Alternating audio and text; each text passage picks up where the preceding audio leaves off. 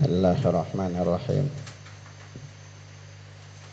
Assalamualaikum warahmatullahi wabarakatuh. Walhamdulillahi hamdan katsiran thayyiban mubarakan fih kama yuhibbu rabbuna wa yarda. Asyhadu an la ilaha illallah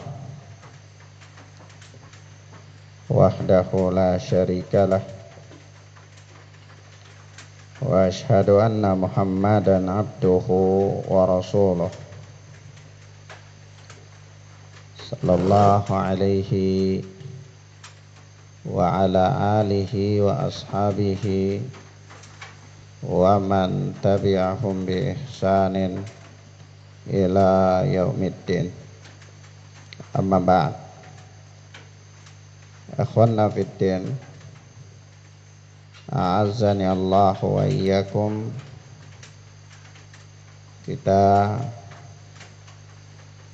lanjutkan pelajaran kita pada atau dengan kitab Al-Arba'in An-Nawawiyah yang ditulis oleh Al-Imam Abu Zakaria Yahya bin Syaraf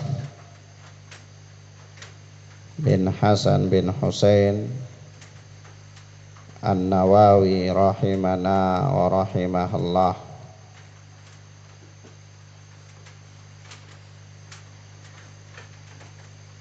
Kita masuk pada hadis yang ke-33,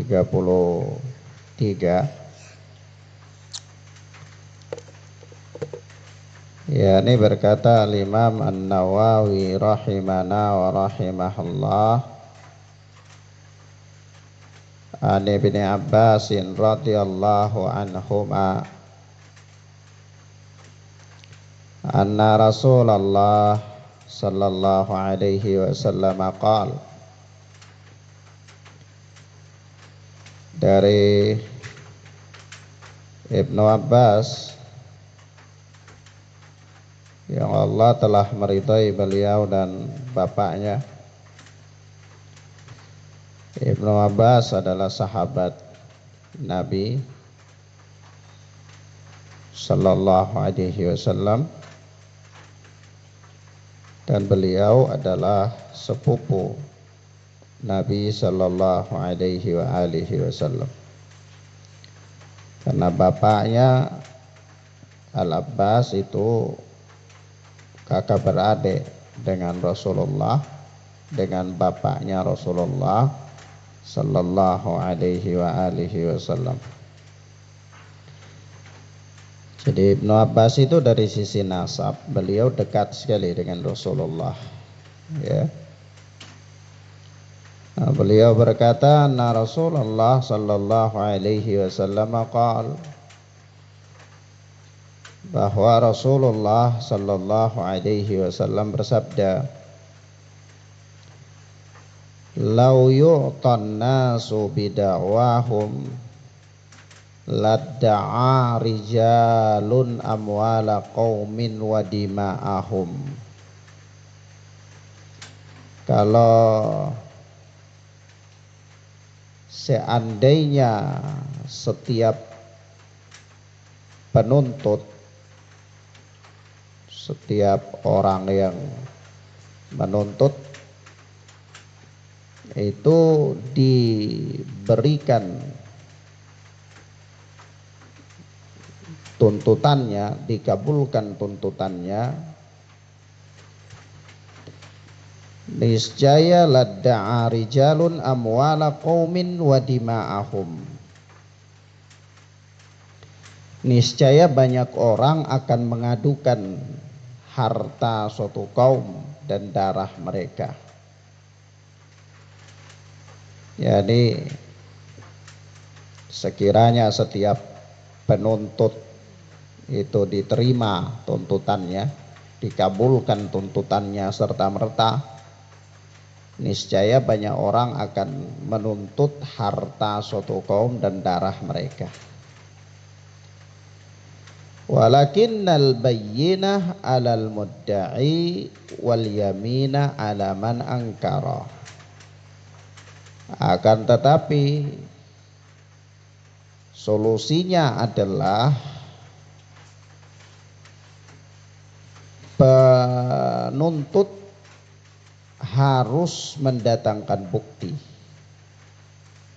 Yang menuntut itu harus mendatangkan bukti. Wal yamin 'ala man angkara. Dan orang yang dituntut, yang mengingkari, harus bersumpah. Naam. Kata Imam Nawawi, hadithun hasanun rawahul Baihaqi wa ghairuhu hakadha. Ini adalah hadis yang hasan, diriwayatkan oleh Al-Imam Al-Baihaqi dan lainnya. Ini seperti selain daripada Imam Al-Baihaqi meriwayatkan hakadha, ya seperti ini juga. Kata beliau, kata Imam Nawawi selanjutnya, wa ba'dhuhu fi sahihain. Dan sebahagiannya, ini sebahagian dari lafadz hadis ini ada di dalam sahihain, yaitu di dalam Sahih Bukhari dan Sahih Muslim. Naam. Ikhwan wa akhwat, a'azzani Allah wa iyyakum. Ya, ini kalau kita lihat hadis ini, maka hadis Ibnu Abbas ini dikeluarkan oleh Al-Imam Bukhari dan Al-Imam Muslim dalam sahih keduanya. Yani sebagian besar kalimatnya, kecuali kalimat al-mudda'i walakinnal bayyinah 'alal mudda'i, kecuali bukti atas pendakwah, atas yang menuntut. Itu kalimat itu saja yang tidak ada di dalam sahihain. Naam. Namun kalau itu dilihat riwayat Ibnu Abbas, ya. Kalau riwayat Ibnu Abbas dalam sahihain itu sebagian besar konteks hadis ini ada. Yang tidak ada itu ya ini kalimat walakinnal bayyina 'alal mudda'i. Akan tetapi bukti, ya, atas orang yang menuntut. Ini yang mendakwah, itu dia harus mendatangkan bukti. Kalimat ini tidak ada di dalam Sahih Bukhari dan Muslim kalau dari riwayat Ibnu Abbas. Ya, namun meski demikian ada sahabat lain yang meriwayatkan hadis ini yang semisal, yaitu sahabat Al-Ash'ath bin Qais, sebagaimana yang diriwayatkan oleh Al-Imam Bukhari dan Muslim juga di dalam sahih keduanya. Naam. Di mana Nabi Shallallahu Alaihi Wasallam ketika Ash'ath bin Qais ini, dia dan sepupunya bersengketa, yaitu Nabi bersabda kepadanya, bayyinatuk au yaminuhu, buktimu atau yang kau tuduh itu sumpahnya.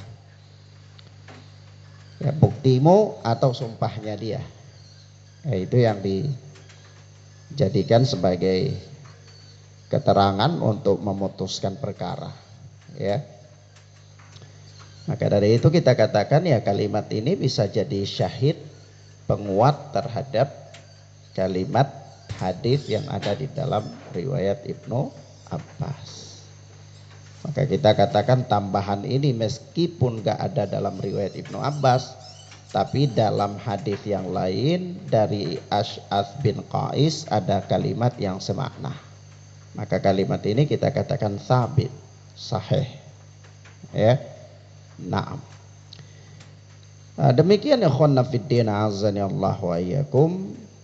Ya, dikarenakan hadis ini adalah hadis yang sahih, maka sebagaimana dikatakan oleh Al-Imam Ibnu Daqiq Al-Id rahimana wa rahimahullah di dalam syarah beliau terhadap Al-Arba'in, itu beliau mengatakan hadis ini merupakan salah satu pokok hukum dan rujukan terbesar dalam perselisihan dan perseteruan. Maksudnya apa? Ya maksudnya kalau orang berseteru, orang berselisih, ya konsekuensinya itu tidak boleh memutuskan perkara berdasarkan dakwaan, berdasarkan tuduhan, berdasarkan tuntutan. Seseorang dia datang kemudian dia menuntut, ya Pak Hakim, saya si fulan itu dia mengambil sebidang tanah saya terletak di wilayah ini dan ini. Kemudian hakim mengatakan, ini panggil dia, kamu pulangin. Ini tidak benar. Ya. Perseteruan, perselisihan itu konsekuensinya nggak boleh diputuskan berdasarkan apa? Tuntutan. Melainkan konsekuensinya adalah orang yang menuntut itu harus mendatangkan bayyinah, harus mendatangkan bukti. Ya, buktinya itu apa? Ya buktinya itu saksi. Dia harus punya saksi. Salah satunya ya. Atau barangkali dia punya bukti berupa ada catatan, ya, atau ya semisal dengan itu. Nah, catatan itu pun ya harus jelas ya, tegas, tidak boleh diragukan, tidak boleh ada kemungkinan bisa diciplak atau dipalsukan. Nah, dan seterusnya. Itu bagian-bagian daripada bukti yang harus dia datangkan untuk membenarkan tuduhannya. Namun seandainya dia tidak bisa untuk mendatangkan bukti, saksinya tidak ada, maka orang yang tertuduh itu bersumpah bahwa dia terbebas dari tuduhan. Nah, sudah, kalau sudah kayak gitu ya hakim putuskan sesuai dengan apa arahan yang disebutkan di dalam hadis yang mulia ini. Kenapa? Kenapa harus demikian ya ikhwan fiddin azanillahu wa iyyakum? Karena hukum asalnya manusia itu terbebas dari tuduhan. Ya. Terbebas dari melakukan pelanggaran, terbebas dari tuduhan. Itu hukum asal. Berkaitan dengan hak-hak orang lain ya, berkaitan dengan dakwaan, pidana dan seterusnya, itu terbebas dia dari yang demikian. Nah, ketika seseorang mengatakan, oh dia ini punya apa? Saya punya hak yang dia ambil, berarti dia mengeluarkan orang itu dari hukum asalnya. Nah, kalau dia mengeluarkan seseorang dari hukum asalnya, maka dia wajib untuk mendatangkan bukti. Dia wajib untuk mendatangkan bukti. Sebab itu Nabi Shallallahu Alaihi Wasallam mengatakan, walakin al bayyinah alal mudda'i. Akan tetapi bukti bagi orang yang menuntut, yang melakukan apa? Dakwaan. Naam. Akhwana fiddin a'azzani Allah wa iyyakum. Ini adalah petunjuk Nabi sallallahu alaihi wa alihi wasallam. Sebab itu Al-Imam Ibnu Mundzir rahimahullah Beliau berkata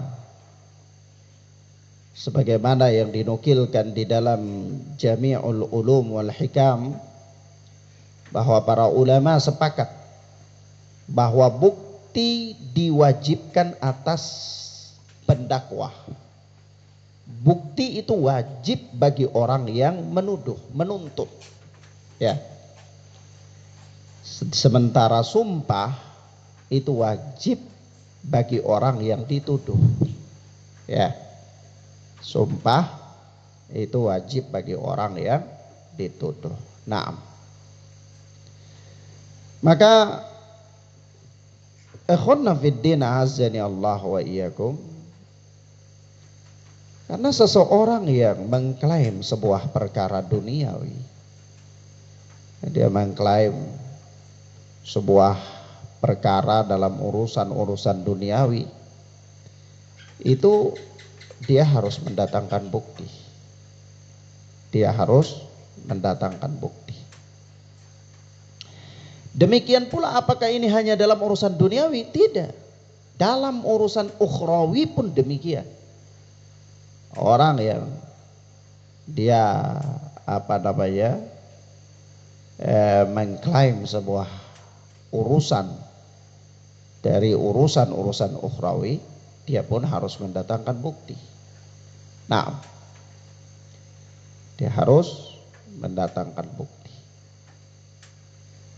Sebagaimana kita lihat ya dalam urusan ukhrawi, orang dia mengaku saya cinta terhadap saya sangat cinta kepada Allah Subhanahu wa taala. Tuh saya mencintai Allah misalnya ya. Dia harus datangkan bukti. Ini namanya dia mengklaim suatu perkara ukhrawi, bahwa dia punya kecintaan kepada Allah yang begitu kuat. Dia harus mendatangkan bukti. Apa buktinya? Sebagaimana disebutkan oleh Allah Subhanahu wa taala dalam surat Ali Imran, "Qul in kuntum tuhibbunallaha fattabi'uni ya yuhibbukumullahu wa yaghfir lakum dzunubakum." Yaitu katakanlah, jika kamu mencintai Allah, jika kamu benar-benar mencintai Allah Tabaraka wa Ta'ala, ikutilah aku. Ikutilah Nabi Sallallahu Alaihi Wasallam. Niscaya Allah akan mencintai engkau dan mengampuni dosa-dosamu. Ini apa? Ini adalah apa? Bukti. Ini hakim. Ini hakim yang memutuskan bahwa seseorang itu pengakuannya, klaimnya itu benar. Ya, perkara yang dia klaim itu adalah benar. Dalam hal ini perkara cintanya kepada Allah Subhanahu wa taala. Nah, sehingga ada orang kalau dia katakan saya cinta Nabi Sallallahu Alaihi Wasallam, tapi pada prakteknya dia menyelisihi atau dia tidak meniti jalan yang dilewati oleh Nabi Sallallahu Alaihi Wasallam, dia tidak meniti jalan yang dilalui oleh Rasul Sallallahu Alaihi Wasallam, maka pengakuannya itu tidak teranggap. Kenapa? Karena klaimnya tanpa bukti. Ya, klaimnya tanpa apa? Tanpa bukti. Nah, demikian ikhwana fiddin a'azzani Allahu wa iyyakum. Maka di dalam hadis yang mulia ini adalah merupakan hadis yang agung, merupakan kaidah yang agung di dalam kaidah-kaidah memberi keputusan hukum. Ya, kaidah-kaidah dalam memberi keputusan hukum, sehingga setiap orang yang cerdas dia harus berlapang dada ketika berhadapan dengan berbagai macam perkara, sehingga dia mendudukkan perkara itu sesuai dengan porsinya dan dia memberikan atau mendapatkan jalan keluar sebagaimana jalan keluar yang dituntun oleh syariat. Ya. Nah, ini kaidah ya hadis ini adalah kaidah yang luar biasa sekali, ya. Nah, sehingga kalau ada orang dia menuntut suatu perkara lalu dia tidak mampu untuk mendatangkan dalil, atau dia berkata bahwa saya tidak punya bukti, dia tidak mampu mendatangkan bukti, atau dia katakan saya tidak punya bukti, ya, atau dia mendatangkan bukti yang tidak bisa diterima, ya, maka klaimnya itu tidak bisa dianggap, ya, klaimnya nggak bisa dianggap. Ya, bukti harus yang bisa diterima, ya, bukti yang nggak boleh bukti akal-akalan, ya. Misalnya dia berperkara, oh saya punya bukti, apa buktinya? Ya, waktu itu kira-kira kayak gini, oh nggak jelas, ya. Punya bukti apa? Ya buktinya ya kayak saya waktu itu ingat-ingat kayaknya di sebelah sini tempatnya. Oh itu nggak jelas, ya. Maka bukti-bukti itu bukti-bukti yang tidak terangkat. Naam. Kenapa ya? Karena bukti yang tidak teranggap dalam pandangan hukum itu keberadaannya sama dengan tidak ada. Artinya ada bukti itu sama aja nggak ada, karena ada pun dia tidak bisa teranggap dalam pandangan syariat. Ya. Nah, jadi sekali lagi yang namanya mendatangkan bukti itu nggak boleh asal-asalan. Mendatangkan bukti itu yang harus dianggap dalam pandangan syariat. Ya. Misalnya kalau saksi, ya saksi itu harus adil, ya. Saksi itu harus rusyd, ya, dan seterusnya. Nah, dari hal-hal yang menjadi haknya seorang hakim untuk memeriksa sebuah perkara. Nah, kaidahnya adalah kalau ada orang berperkara, maka siapa yang diperiksa duluan? Yang diperiksa duluan adalah mudda'i, orang yang menuntut, orang yang mendakwah, yang menuduh, ya, dia yang diperiksa duluan. Nah, setelah dia diperiksa, baru kemudian periksa orang yang tertuduh, ya. Nah, tidak bisa ada orang yang menuduh berperkara langsung dia periksa yang tertuduh, tidak bisa. Itu udah jelas, ya, kaidahnya dalam menyelesaikan perkara bagi seorang hakim atau seorang yang diamanahi untuk menyelesaikan sebuah perkara itu adalah dia harus memeriksa yang menuduh dulu, ya. Nah, wallahu a'lam bissawab. Sebab apa ya, kawan? Sebab kalau seorang itu dia harus diberikan sebagaimana kata Nabi, ya. Kalau seseorang itu harus diberikan semua yang mereka tuntut, ya. Setiap orang dia datang tuntut diberikan, dia datang tuntut diberikan apa yang dia tuntut, maka manusia bisa menuntut hak-hak orang lain seenak perutnya saja, ya. Manusia juga bisa menuntut kehormatan orang lain sesuka hatinya saja. Supaya itu tidak terjadi, karena seandainya manusia diberikan apa yang dia mau berdasarkan tuntutannya, maka itu akan terjadi kemungkaran-kemungkaran. Nah, supaya kemungkaran itu tidak terjadi, ya masing-masing yang berperkara harus bisa, yang menuduh harus mendatangkan bukti, yang tertuduh harus bersumpah mengingkari apa yang dia mengingkari tuduhan yang dituduhkan kepadanya. Maka Rasulullah mengatakan lau yuqtan nasu bida'wahum ladda'a rijalun amwala qaumin wa dima'ahum.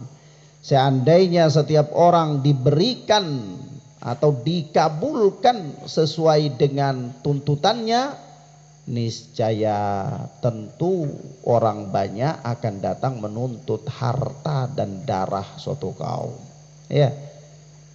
Habis seenaknya saja cuma menuntut ya udah dikasih, menuntut ya dikasih ya.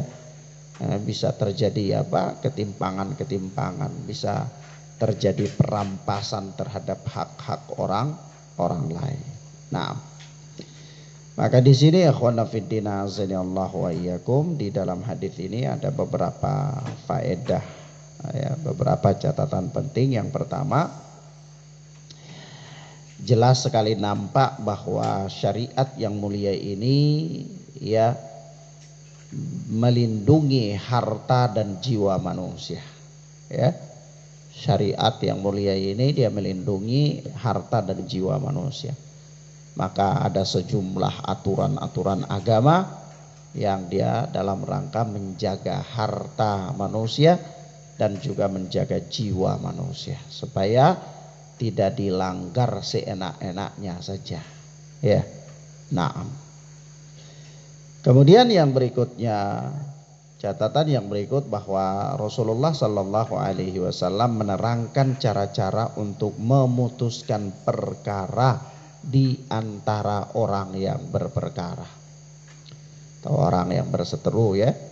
Mereka berseteru berperkara, bagaimana cara memutuskannya? Ini tuntun oleh Rasulullah Sallallahu Alaihi Wasallam. Naam. Yang berikut, catatan yang berikut adalah jika pihak yang terdakwa tidak mengaku, artinya pihak yang dituduh itu tidak mengaku atas sebuah tuduhan, maka pihak yang menuduh harus mendatangkan bukti atas tuduhannya. Ya, harus mendatangkan bukti. Jadi ya, ini orang ini dituduh demikian. Orang yang dituduh ingkari, gak benar kamu nih, itu tuduhan bohong. Maka hakim meminta kepada yang menuduh, mana buktimu? Ya, apa buktimu? Termasuk diantara bukti itu adalah mendatangkan saksi. Nah, kalau dia yang tertuduh itu dia mengingkari. Nah, yang berikut, jika buktinya itu tidak kuat, ya, jika buktinya itu tidak kuat, maka pihak tertuduh diminta untuk bersumpah. Ya, nah, dia diminta untuk bersumpah. Supaya apa? Ya, membebaskan dirinya dari tuduhan. Ya. Oleh Ustadz, bagaimana kalau dia sumpah dusta, dia sumpah palsu, sumpah bohong? Itu urusan dia dengan Allah. Ya. Kalau dia sumpah bohong, ya berarti dia bersumpah dusta untuk mengambil hak orang lain. Itu sudah bukan urusan kita. Itu sudah bukan urusan hakim. Ya. Hakim tidak dihukum atas perkara tersebut. Ya. Tetapi itu sudah urusan dia dengan Allah Subhanahu wa ta'ala. Masuk di dalam banyak ancaman ya. Ancaman sumpah palsu, ancaman mengambil hak orang lain, ya sudah banyaklah ancaman. Tapi itu urusan dia dengan Allah Subhanahu wa ta'ala. Sebab apa ya kawan? Sebab di pengadilan atau di majelis perkara itu kadangkala ada terdakwa itu atau ada yang mendakwa itu dia pandai bersilat lidah. Ya. Dia pandai sekali bersilat lidah sehingga kebetulan mungkin dia berhadapan dengan lawan yang orang yang dia tertuduh itu orang yang gak bisa ngomong misalnya, tapi dia dalam kondisi benar memang. Ya, maka bisa jadi karena kepintaran dia dalam bersilat lidah sehingga perkaranya itu nampak kalau dia benar. Ya. Maka ya hakim memutuskan. Lalu bagaimana Ustadz kalau hakim keliru dalam memutuskan? Selama hakim itu dia telah bersungguh-sungguh untuk memeriksa permasalahan itu, lalu dia mencari bukti-bukti dan dia melakukan pemeriksaan dengan teliti, dia membuat keputusan di atas dasar takwa kepada Allah tanpa dengan maksud untuk mendolimi pihak-pihak tertentu. bisa merasakan bagaimana getaran-getaran nasihat itu, maka mereka mengatakan, ya Rasulullah, ka'annaha mau'idhatu muwadda. Ya Rasulullah, seolah-olah ini adalah nasihat perpisahan. Ya. Nah, kalau ini nasihat perpisahan, artinya para sahabat bisa menangkap bahwa ini tidak lama lagi Rasulullah ini mungkin akan pergi meninggalkan kita. Ya. Mereka bisa menangkap itu dari gaya Rasulullah. Karena para sahabat itu peka sekali dengan Rasul, ya. Mereka selalu bersama dengan Rasulullah dan mereka sangat peka terhadap Rasulullah sallallahu alaihi wasallam. Nah, sahabat tidak mau meninggalkan kesempatan. Sebab itu mereka mengatakan fa'ausina, berilah kami nasihat. Berilah apa? Kami nasihat. Dan apa nasihat Rasulullah sallallahu alaihi wasallam? Yang pertama-tama Rasulullah memberikan nasihat tentang takwa kepada Allah. Tentang takwa kepada Allah subhanahu wa ta'ala. Kalau kita lihat ya, di dalam wasiat Rasulullah ini ada beberapa perkara. Di mana beliau mengatakan begini, usikum bitaqwallahi azza wajal. Aku wasiatkan kepada kalian untuk bertakwa kepada Allah. Ini nasihat yang pertama. Nasihat yang kedua adalah wassam'i wa ta'ah. Wa in ta'ammara alaikum abdun habasyi. Ya, dengar dan taat kepada penguasa, pemimpin, walaupun yang memimpin kalian itu adalah hamba Habasyi, budak dari Habasyah. Nasihat yang ketiga adalah fa innahu man ya'ish minkum fasayara ikhtilafan katsira fa 'alaikum bisunnati wa sunnatil khulafa'ir rasyidin al mahdiyyin adhu 'alaiha bin nawajid. Yaitu nasihat yang ketiga adalah berpegang teguh dengan sunnah Rasulullah sallallahu alaihi wasallam, apalagi ketika melihat banyaknya perselisihan. Nasihat yang keempat adalah wa iyyakum wa muhdatsatil umur. Hati-hati dari perkara-perkara yang diada-adakan. Fa inna kulla bid'atin dhalalah, karena setiap bid'ah itu adalah sesat. Jadi Rasulullah menghitung nasihat yang keempat itu nasihat dari perkara-perkara yang baru atau peringatan dari bid'ah. Peringatan dari bid'ah. Naam. Maka ini 4 nasihat Rasulullah sallallahu alaihi wasallam. Nah, kita lihat di sini ya nasihat-nasihat ini. Yang pertama adalah nasihat takwa kepada Allah. Nah, kalau kita bicara tentang nasihat, maka tidak ada nasihat yang paling utama melainkan atau melebihi takwa kepada Allah. Tidak ada nasihat yang paling sangat harus diperhatikan melebihi daripada nasihat takwa kepada Allah. Karena takwa adalah merupakan pokok keselamatan. Takwa itu merupakan pokok keselamatan. Nah, kalau dikatakan takwa itu apa? Takwa kepada Allah itu apa? Ya, takwa kepada Allah itu adalah seseorang membuat benteng perlindungan antara dirinya dengan murka Allah. Kalau kita definisikan begitu ya.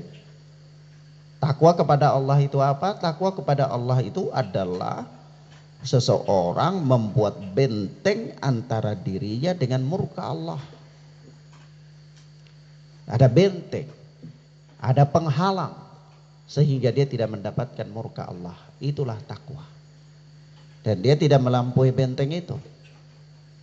Ya, karena kalau dia melampaui benteng itu, maka dia akan mendapatkan murka Allah subhanahu wa ta'ala. Itulah takwa. Meskipun pada penjabarannya takwa itu adalah sesuatu yang umum ya.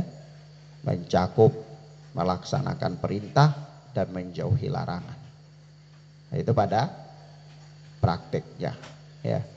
Nah, dan subhanallah, para sahabat itu luar biasa sekali dalam hadis ini. Mereka meminta kepada Rasulullah sesuatu nasihat, dan Rasulullah memberikan kepada mereka nasihat-nasihat yang bersifat universal, yaitu nasihat yang bersifat umum, yang sekiranya cukup bagi mereka. Yaitu apa? Takwa kepada Allah. Definisinya bagaimana? Ya definisinya itu tadi, seseorang membuat benteng antara dia dengan murka Allah. Bagaimana aplikasinya? Ya aplikasinya melaksanakan perintah dan menjauhi larangan. Sudah, khalas. Ya. Nah, meski pada prakteknya tidak sesederhana itu manusia melakukannya. Karena yang namanya takwa itu perkara yang berat, ya. Perkara yang berat.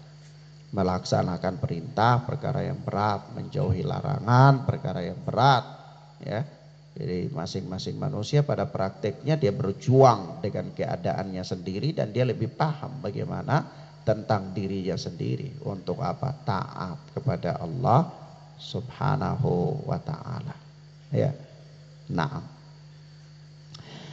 Nah, tentang takwa ini Allah Subhanahu wa taala berfirman di dalam surat An-Nisa ayat 131, wa laqad wassaynal ladzina utul kitaba min qablikum wa iyyakum anittaqullah. Dan sungguh kami telah memerintahkan kepada orang-orang yang diberi kitab sebelum kalian, dan juga kepada kalian, kepada kamu, supaya apa? Anittaqullah, agar kamu bertakwa kepada Allah. Ya. Nasihat takwa itu bukan nasihat yang remeh, ya. Bukan nasihat yang sepele. Takwa kepada Allah itu nasihat yang benar-benar luar biasa. Naam. Taib. Kemudian yang kedua, ya, Rasulullah Sallallahu Alaihi Wasallam berwasiat untuk apa? Mendengar dan taat kepada pemerintah. Dengar dan taat kepada pemerintah ini punya bab, ya, punya bab sendiri. Bahkan para ulama ahlul hadis membuat apa? Bab sendiri di dalam kitab-kitab akidah terkait dengan bahasan ketaatan kepada penguasa, ya. Ya, panjang lebar, ya, dan sudah sering kita katakan, tapi yang jelas bahwa ketaatan kepada penguasa itu tidak mutlak, ya. Ketaatan itu terjadi hanya dalam perkara-perkara yang ma'ruf dan bukan dalam rangka bermaksiat kepada Allah Subhanahu wa taala. Karena Rasulullah sallallahu alaihi wasallam mengatakan la ta'ata li makhluqin fi ma'siyatil khaliq. Tidak ada ketaatan kepada makhluk dalam rangka bermaksiat kepada al-khaliq, bermaksiat kepada Allah Jalla wa ala. Nah, begitu juga dalam lafaz yang lain, ya, Rasulullah mengatakan apa? Innamat ta'atu fil ma'ruf. Sesungguhnya ketaatan itu hanya dalam perkara yang ma'ruf. Nah, seandainya seseorang itu telah menjadi pemimpin secara sah dan kepemimpinannya diterima, dia bisa melaksanakan fungsinya sebagai pemimpin, melindungi rakyat, ya, berjihad bersama rakyat, kemudian berhaji bersama rakyat, membagi harta rampasan perang dan seterusnya daripada fungsi pemerintah, maka dia itu dianggap penguasa. Dia dianggap apa? Penguasa. Walaupun mungkin dari sisi kriteria dia tidak layak. Seperti apa? Rasulullah sudah mengisyaratkan tentang kriteria yang tidak layak itu. Yaitu apa? Wa in ta'ammara alaikum abdun habasyi. Meskipun yang memerintah kalian itu seorang budak Habasyah, ya, budak dari Ethiopia sana, ya, Artinya apa? Ya seorang budak tidak layak, tidak memenuhi kriteria untuk menjadi pemimpin. Namun seandainya dia menjadi pemimpin, maka tidak ada pilihan melainkan apa? Wajib untuk menaati. Ya. Nah, demikian akhwana fiddin azani Allah wa iyyakum. Dan kalau menaatinya yaitu tadi dalam hal-hal yang apa? Ma'ruf, dalam hal-hal yang ma'ruf.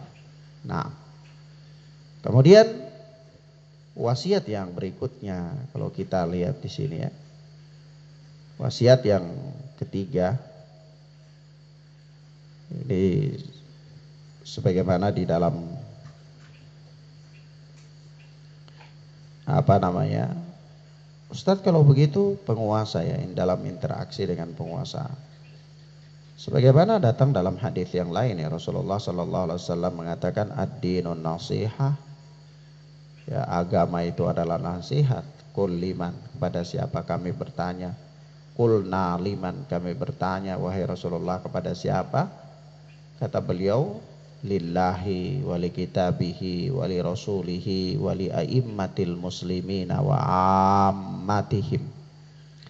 Yaitu nasihat itu kepada Allah, kepada kitabullah, kepada Rasul Allah, kepada pemimpin-pemimpin kaum muslimin, dan kepada kaum muslimin secara keseluruhan. Maka merupakan bentuk munasahah dengan kepemimpin, dengan pemimpin, para pemimpin adalah menaati mereka, nasihat menasihat. Ya, kenapa? Karena sebuah kepemimpinan itu tidak bisa berjalan dengan baik melainkan harus ada padanya ketaatan. Kalau seandainya tidak ada ketaatan, maka dia tidak bisa menjalankan program-program. Dia perintah dilanggar, dia larang ya dibikin. Ya berarti tidak jalan. Ya.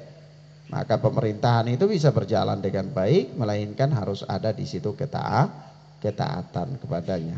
Nah, meskipun ketaatan kepada pemimpin sekali lagi kita katakan bahwa ini masih dalam tanda kutip ya, mempunyai pembahasan yang panjang sekali, dan ini merupakan bagian dari akidah Ahlus Sunnati wal Jamaah.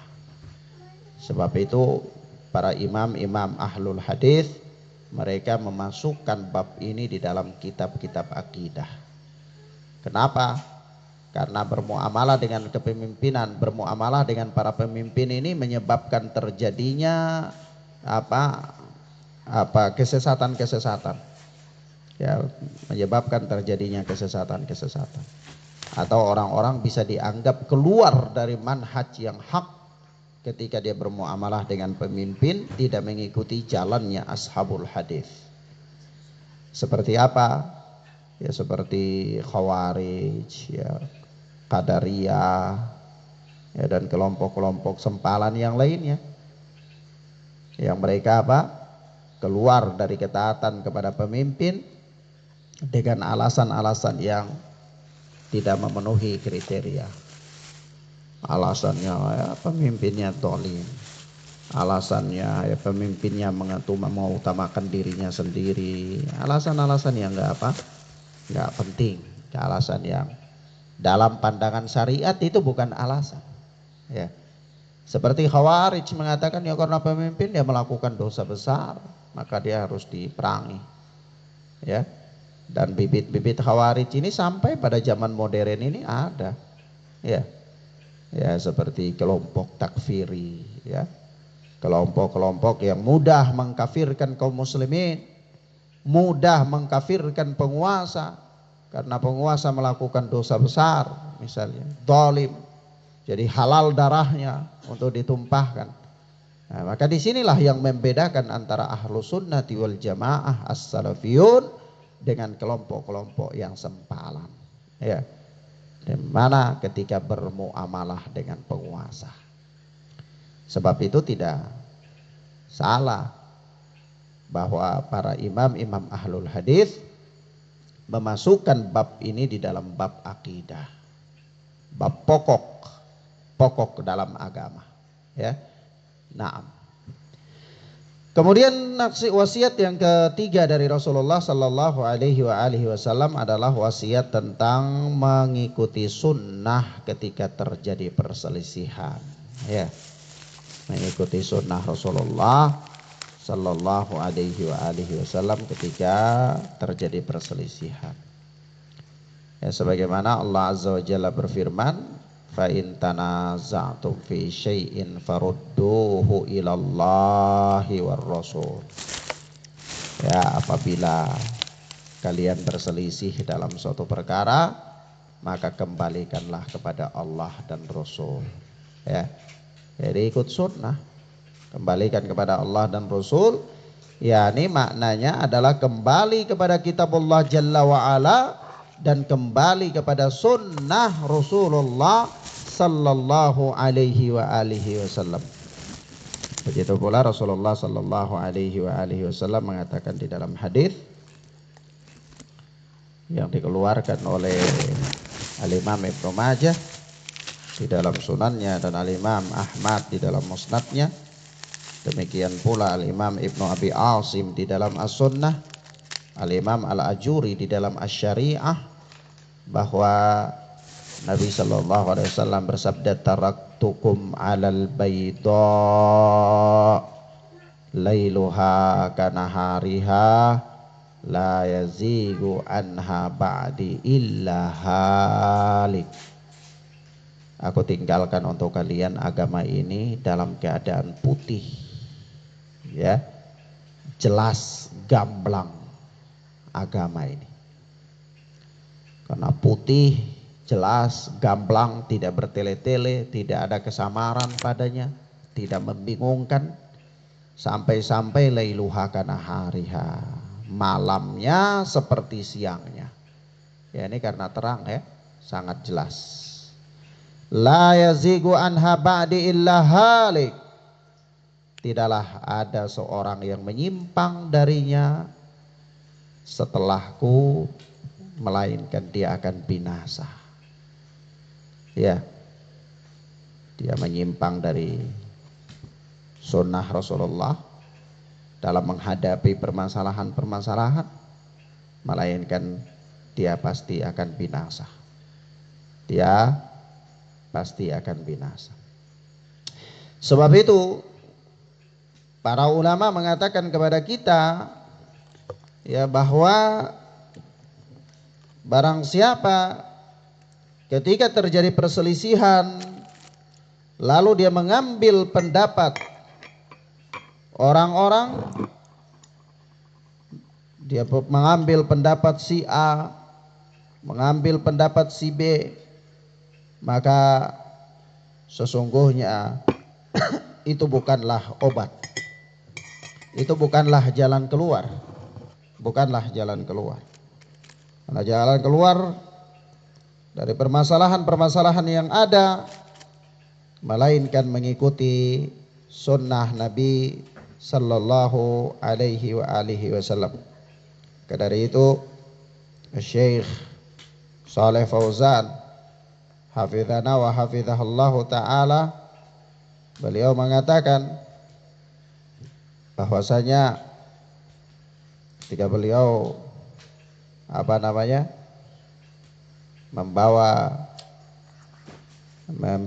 memberikan syarah terhadap hadis arba'in dalam kitabnya Al-Minhatur Rabbaniyah, beliau membawa ayat, ya, fa in tanazatum fi syai'in farudduhu ilallahi war rasul. Apabila kalian berselisih dalam suatu pendapat, suatu permasalahan, maka kembalikanlah kepada Allah dan Rasul. Maka kata beliau,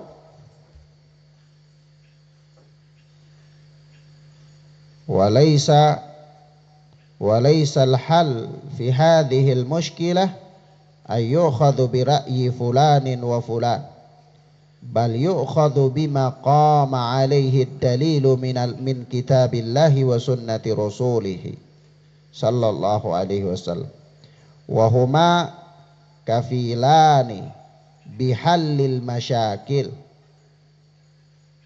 Naam, ma tarakallahu fihima min syai'in yanfa'ul ummah fid dini wad dunya illa wa bayyanahu. Farrasulu sallallahu alaihi wasallam yaqul taraktu taraktukum 'alal bayda lailuha kanahariha la yazigu anha ba'di illa halik. Kata Syekh Shalih Fauzan bahwa jalan keluar dari permasalahan ini ya bukan dengan mengambil pendapat si fulan dan si halan, akan tetapi pemecahannya adalah dengan mengambil atau dengan metode yang dibangun di atas dalil-dalil dari Al-Quran dan Sunnah Rasulullah Sallallahu Alaihi Wasallam.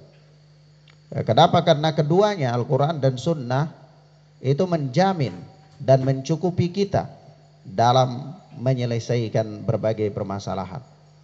Ya, Al-Quran dan Sunnah itu menjamin cukup dalam menyelesaikan berbagai macam permasalahan. Jadi jalan keluar dari permasalahan itu bukan dengan mengambil pendapat-pendapat manusia, tetapi bal yukhadhu bima qama alaihi dalilu min kitabillahi wa sunnati rasulih, dengan mengambil apa-apa atau pendapat atau perkara-perkara yang ditegakkan di atas dalil dari Alkitab dan Sunnah. Naam, wa huma kafilani bihallil masyakil.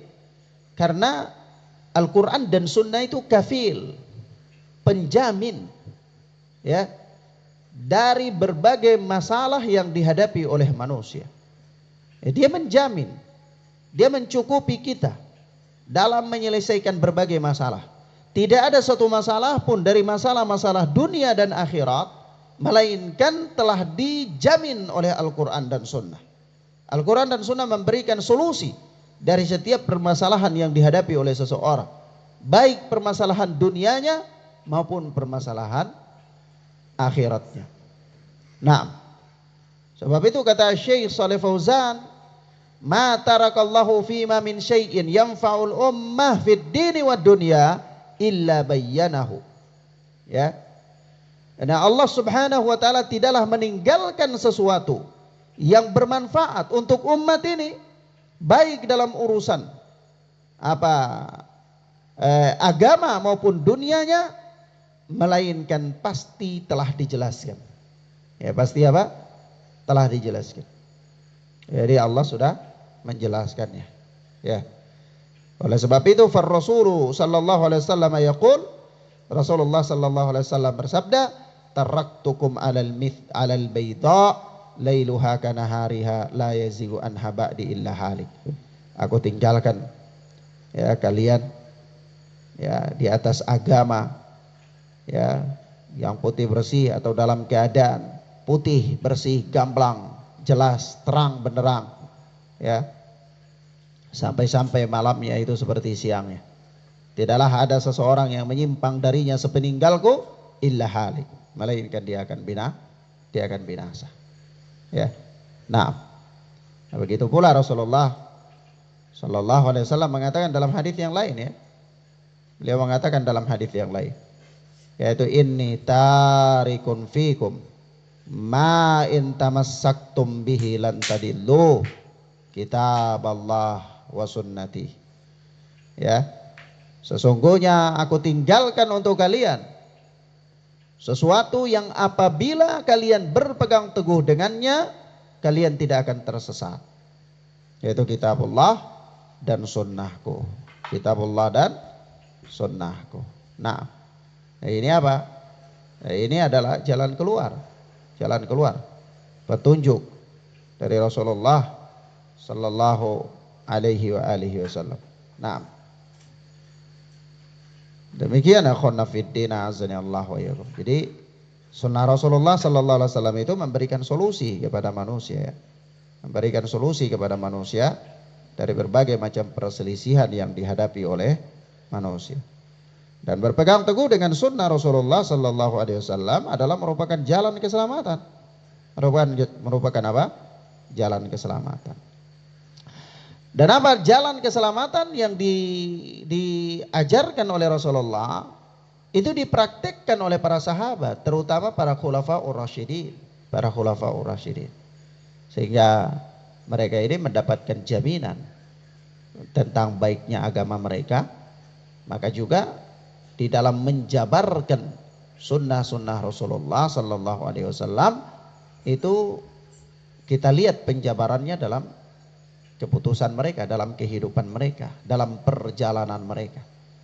Yaitu jadi ada sunnah-sunnah Rasulullah yang mungkin masih bersifat umum, kita bisa melihat dia dalam keputusan-keputusan Abu Bakar As-Siddiq, ada rincian-rincian. Begitu pula dalam perjalanan kepemimpinan Umar bin Khattab, begitu pula Utsman bin Affan, Ali bin Abi Thalib dan seterusnya. Sebab itu apa? Ya, telah datang dalam hadis, ya, hadis Safinah yang dikeluarkan oleh Imam Abu Daud. Hadis Safinah yang dikeluarkan oleh Imam Abu Daud, bahwa Rasulullah sallallahu alaihi wasallam mengatakan khilafatun nubuwah 30 sanah. Tsumma yu'tillahul mulka au mulkahu man yasha. Ya, khalifah nubuwah itu berlangsung selama 30 tahun. Khalifah kenabian, pengganti nabi, terus menerus berlangsung selama 30 tahun. Itu masih khilafah kenabian. Nah, ya. Kemudian setelah itu tsumma ya'tillahul mulka au mulkahu man yasha. Nah, kemudian setelah itu Allah Subhanahu wa taala memberikan kekuasaannya kepada siapa yang dikehendaki. Jadi setelah para khalifah itu berlalu, ya tinggallah masa penguasa-penguasa, masa raja-raja. Ya.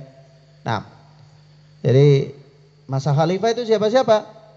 Ya, kalau 30 tahun kita lihat, ya mulai dari pemerintahan Abu Bakar As-Siddiq berakhir di pemerintahan Ali bin Abi Thalib. Ya, itu semua 30 tahun. Ya. Kalau ada yang menghitungnya masih tambah 2 tahun masa Al-Hasan. Itu Ali bin Abi Thalib tambah Al-Hasan 2 tahun. Jadilah 30 tahun. Jadi itu masa apa? Khilafah nubuwah. Masa khilafah nubuwah. Ini yang kita disuruh rujuk kepadanya. Disuruh apa? Berpegang teguh dengan sunnah mereka. Nah, maka ikhwanna fiddin azani Allah wa iyyakum. Sebab itu kita dapati ya pada masa khalifah, ya, Khalifah Abu Bakar As-Siddiq, Umar bin Khattab, Utsman bin Affan, Ali bin Abi Thalib radhiyallahu taala anhum, itu banyak perkara sekali. Banyak perkara sekali yang ada dalam keputusan-keputusan mereka. Ya. Ada dalam kebijakan-kebijakan Umar, ya, dan seterusnya. Kebijakan Abu Bakar As-Siddiq yang semuanya merujuk kepada dalil-dalil ya mungkin saja masih bersifat umum. Ya. Nas-nas yang bersifat umum ada dalam penjabarannya. Dalam apa? Kepemimpinan mereka dan seterusnya. Nah, maka ini adalah wasiat Nabi Sallallahu Alaihi Wasallam yang ketiga. Wasiat beliau yang keempat adalah apa? Berhati-hati dari perkara baru dalam agama. Berhati-hati dari perkara baru dalam agama. Ya, kenapa? Ya karena perkara baru dalam agama itu perkara yang tidak dicontohkan oleh Rasulullah. Sementara Rasulullah Sallallahu Alaihi Wasallam itu adalah suri teladan.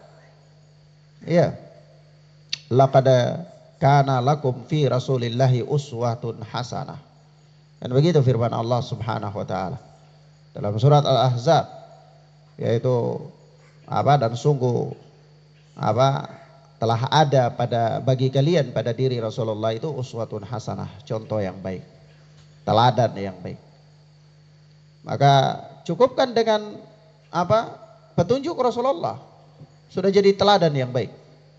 Ketika keluar dari petunjuk Rasulullah, maka ini artinya kita masih mengambil teladan selain daripada Rasulullah Sallallahu Alaihi Wasallam. Nah, ini bahaya. Ini bahaya. Maka terjadilah atau adalah berbagai macam perkara baru di dalam agama. Adalah perkara baru dalam agama. Dan ini bahaya sekali. Ya. Ya, perkara baru dalam agama itu namanya apa? Bid'ah. Wasiat yang paling apa? Paling tidak kalah penting. Jadi di sini Rasulullah ketika berbicara tentang sunnah, Rasulullah juga mewanti-wantikan daripada bid'ah. Ya. Karena kalau bicara tentang sunnah belum lengkap, harus memperingatkan dari bid'ah juga. Ya. Nah, kalau orang dia bikin sunnah semua, nanti dia bisa bilang asam jawa juga sunnah, kunyit juga sunnah. Ya. Padahal itu bukan sunnah. Jadi dia harus memperingatkan dari apa? Perkara bid'ah. Ada orang bilang sunnah Nabi, akhirnya dia katakan pakai jubah Maroko itu sunnah Nabi. Padahal ya bukan sunnah. Itu apa? Adat, kebiasaan. Begitu dan seterusnya. Nah, ini masalah ya. Jadi kalau bicara tentang sunnah, supaya dia lengkap harus memberikan peringatan daripada bid'ah. Ya, maka tidak cukup hanya orang bicara tentang tauhid tanpa memperingatkan dari syirik. Harus memperingatkan dari syirik. Harus memperingatkan dari bid'ah. Supaya apa? Orang mengetahuinya. Karena orang dengan dia mengetahui sebuah kemungkaran, sebuah kejelekan, dia bisa menjaga dirinya dari. Sebab itu seorang penyair pernah berkata bahwa araftu syarra la li syarri. Aku mengetahui kejelekan bukan untuk melakukan kejelekan itu. Walakin li tawaqqihi. Akan tetapi supaya menjaga diriku dari kejelekan tersebut. Ya. Kenapa ya? Karena orang yang tidak mengetahui tentang kejelekan yaqa'u fi, rentan dia jatuh dalam kejelekan. Ya. Jadi kalau orang hanya tahu tentang sunnah, dia tidak tahu tentang bid'ah, maka bisa jadi dia lakukan bid'ah dianggap sunnah. Ada orang tahu tauhid tapi dia juga tidak mengerti tentang syirik, maka bisa jadi dia lakukan kesyirikan, dia anggap itu tauhid. Ya. Nah, dan seterusnya. Ya, Rasulullah sallallahu alaihi wasallam mengatakan di dalam hadis, "Man ahdatsa fi amrina hadza ma laysa minhu fa huwa rad." Ya, barang siapa yang mengada-ngadakan sebuah amalan yang tidak ada asalnya dari kami, maka amalan tersebut tertolak. Dalam lafaz yang lain Rasulullah mengatakan, "Man amila amalan laisa alaihi amruna fahuwa raddun." Barang siapa yang beramal dengan suatu amalan yang tidak ada perintahnya dari kami, maka amalan tersebut tertolak. Ya, amalan tersebut tertolak. Bahkan amalan yang tidak dibangun di atas sunnah Nabi sallallahu alaihi wasallam, itu berarti seolah-olah dia menganggap syariat ini belum sempurna, masih perlu disempurnakan lagi oleh dia. Syariat ini belum lengkap sehingga perlu dia memasukkan sesuatu baru yang untuk melengkapi ya kekurangan yang ada pada syariat. Waliyadzubillah. Padahal Allah Subhanahu wa taala berfirman, "Al-yauma akmaltu lakum dinakum." Hari ini telah aku sempurnakan bagi kalian agama kalian. Jadi dia tidak membutuhkan sesuatu hal yang baru lagi. Ya, agama sudah cukup lengkap. Maka Rasulullah mengancam orang-orang yang membuat-buat perkara baru yang diadopsikan ke dalam agama, dimasukkan ke dalam agama. Rasulullah mengatakan, "Fa inna kulla bid'atin dhalalah wa kulla dhalalatin finnar." Setiap perkara baru itu adalah sesat, dan setiap kesesatan itu diancam dengan neraka. Ya. Maka ini bahaya sekali. Jadi wasiat keempatnya Rasulullah sallallahu alaihi wasallam. Nah, taib ikhwan fiddin azanillahu wa iyyakum, di dalam hadis yang mulia ini ada beberapa catatan penting ya. Ya, catatan penting yang pertama, disukainya memberikan nasihat dan peringatan ya. Nah, disukainya memberikan nasihat dan peringatan. Ya, tentunya dilihat daripada situasi dan kondisi ya, kesempatan tertentu ya boleh saja. Kenapa? Karena likulli maqam maqal, masing-masing tempat itu ada pembicaraan. Ya, seseorang harus melihat situasi dan kondisi ketika memberikan nasihat dan peringatan. Namun terlepas dari itu semua, ala kulli hal, memberikan nasihat dan peringatan itu hal yang disukai. Hal yang disukai. Dan tidak mesti orang yang memberi peringatan dan nasihat itu orang yang sudah sempurna. Tidak mesti. Karena manusia ini tempatnya khilaf. Ya. Kadang-kadang seorang dia masih terjatuh dalam sebuah kesalahan, kekeliruan. Tapi bukan berarti dia tidak boleh menasihati orang lain untuk kebaikan. Ya. Tidak mesti demikian. Yang kedua, catatan yang kedua, bahwa semangat para sahabat ridwanullahi alaihim ajma'in untuk kebenaran. Ya. Mereka sangat semangat sekali untuk mendapatkan kebenaran. Makanya ketika mereka rasa-rasa ini wasiat ini kayaknya ka'annaha mau'idhatu muwaddi', seolah-olah ini nasihat perpisahan, mereka katakan ausina, beri kami nasihat. Ini karena apa? Semangat mereka, antusias mereka ya kepada apa? kepada kebaikan tersebut. Nah, yang berikut, catatan yang ketiga adalah bahwa hal terpenting di dalam wasiat atau untuk diwasiatkan itu adalah takwa kepada Allah. Ya, hal terpenting untuk diwasiatkan itu takwa kepada Allah Subhanahu wa taala.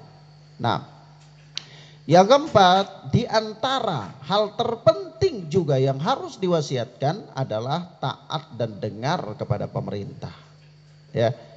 Sebab hal itu mengandung kemaslahatan yang bersifat umum kepada kaum muslimin, ya. Jadi taat dan dengar kepada penguasa itu mengandung kemaslahatan yang bersifat umum, ya. Nah, kalau seandainya kacau, maka banyak sekali darah-darah kaum muslimin yang bisa ditumpahkan, ya. Orang-orang yang tidak bersalah dan seterusnya. Nah, yang berikut, ada catatan yang berikut adalah penekanan dalam motivasi untuk senantiasa mendengar dan taat. Ya, jadi ini masih tetap harus diberikan motivasi, diberikan tekanan. Ya, di mana Rasulullah memberikan penekanan dan motivasi itu dengan kalimat beliau, in ta'ammara alaikum abdun habasyi, walaupun yang memerintah kalian itu seorang hamba Habasyi, ya. Nah, itu kalimat penekanan. Sebenarnya kalimat pertama sudah cukup, ya, ketika Rasulullah mengatakan as-sam'u wa ta'ah, ya, dengar dan taat. Sebenarnya sudah cukup kepada penguasa. Tapi beliau masih memberikan penekanan lagi, yaitu wa in ta'ammara alaikum abdun habasyi, meskipun yang memerintahkan kalian itu seorang budak Habasyi. Nah, kemudian yang berikutnya adalah merupakan mukjizat Nabi Shallallahu Alaihi Wasallam, yaitu beliau memberikan kabar tentang akan adanya banyak perselisihan di tengah umat. Ya, akan ada banyak perselisihan di tengah-tengah umat. Itu berita dari Nabi Shallallahu Alaihi Wasallam. Dan itu merupakan mukjizat, ya, karena asalnya Nabi itu nggak tahu perkara gaib, ya, kecuali yang Allah kasih tahu. Maka itu bagian dari mukjizat. Yang berikut adalah Nabi Shallallahu Alaihi Wasallam membimbing umat ini untuk keluar dari perselisihan dalam agama, yaitu dengan melazimi sunnah Rasulullah dan sunnah khulafaur rasyidin. Jadi Nabi membimbing kita supaya keluar dari perselisihan dalam agama itu dengan melazimi sunnah, komitmen di atas sunnah Nabi Shallallahu Alaihi Wasallam dan sunnah para khulafaur rasyidin. Nah, sekaligus ini menunjukkan tentang keutamaan mereka, ya, sunnah para khulafaur rasyidin. Ya, berarti di situ ada keutamaan mereka. Seandainya mereka tidak ada keutamaan di situ, maka tidak ada gunanya mengikuti jalan mereka, sunnah mereka, ya. Nah, wallahu taala a'lam bissawab. Catatan yang terakhir adalah peringatan dari semua bentuk perkara yang diada-adakan dalam agama, yang tidak punya dasar dalam agama, ya, dengan istilah bid'ah, ya. Nah, wallahu taala a'lam bissawab. Ikhwan, ila huna naktafi bihadzal dars. Kita cukupkan pelajaran kita sampai di sini, insyaallah taala. Kita lanjutkan pada pertemuan berikutnya. Wassallallahu ala nabiyina Muhammad wa ala alihi washabbihi wasallam. Subhanakallahumma bihamdika asyhadu an la ilaha illa anta astaghfiruka wa atubu ilaik. Wassalamualaikum warahmatullahi wabarakatuh.